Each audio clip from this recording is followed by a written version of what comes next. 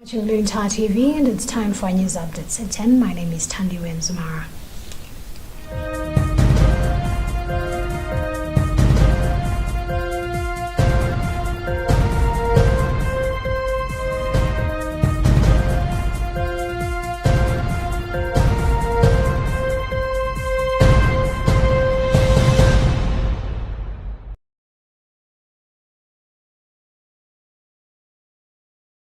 The chairman of the United States Conference of Catholic Bishops, USCCB Committee on the International Justice and Peace, Bishop David J. Malloy, has called on global leaders to do more to ensure food security for all.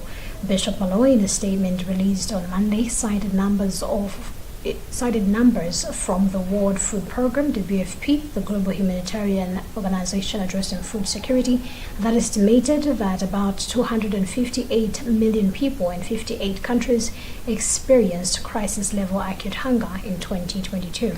He pointed out that prior to the Russian invasion, Ukraine was considered Europe's bread basket and was the origin for large amounts of wheat, corn and barley, as well as almost half of the world's sunflower oil, all flowing through ports of the Black Sea. However, those ports were blocked when Russia invaded Ukraine. The appeal comes as last June, Pope Francis appealed for the end of blockades that were preventing the flow of grain through Ukrainian seaports.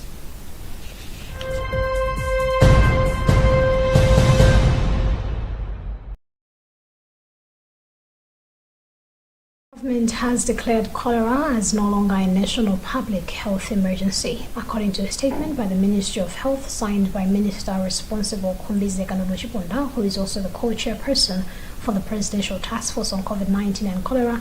This follows a review on the cholera situation in the country that the task force did.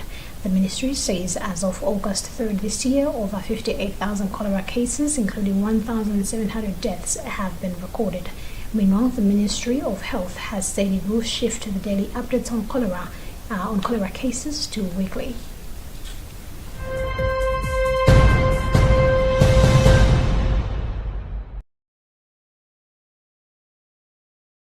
The Department of Disaster Management Affairs, DODMA, has initiated a food response plan in the work of projections that 4.4 million people may face hunger this year.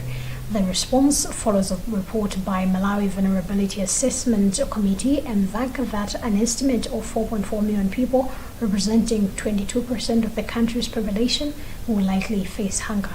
According to a spokesperson for DODMA, Chipiliro Kamula, at the moment, response plan meetings are underway to ensure people are safe from hunger. Kamula has since assured all Malawians not to panic, as the department will reach out the targeted population in provision of food items.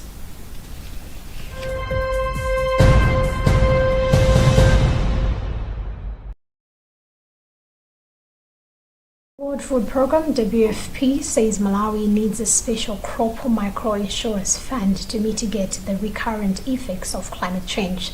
Speaking at a consultation workshop on crop insurance in Lilongwe, WFP Deputy Country Director Simon Denhere urged government to include insurance in its interventions as a risk mitigation strategy. In his remarks, Principal Secretary in the Ministry of Natural Resources and Climate Change, Yusuf Mkungula, noted that adopting agriculture microinsurance is a sure way to improve smallholder farmers' livelihoods.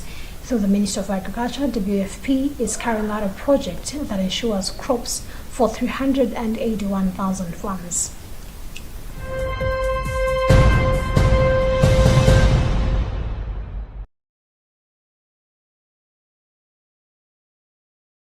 And in other news, Niger's junta leader, General Abdulrahman Chiani, has named a former finance minister as the new prime minister following the 26th July coup. Ali Mahaman Alamin Zain replaces Mahamadou Okumudu, who was in Europe during the coup.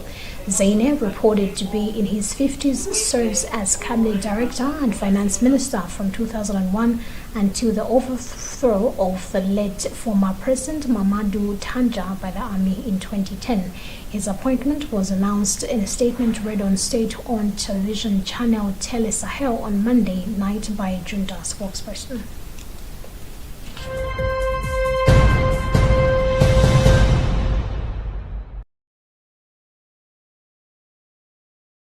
About what we had time for in this edition of our news updates at 10, but do stay tuned to Luntha TV for more news updates and for the rest of our programs. My name is Tandy Wenzumara.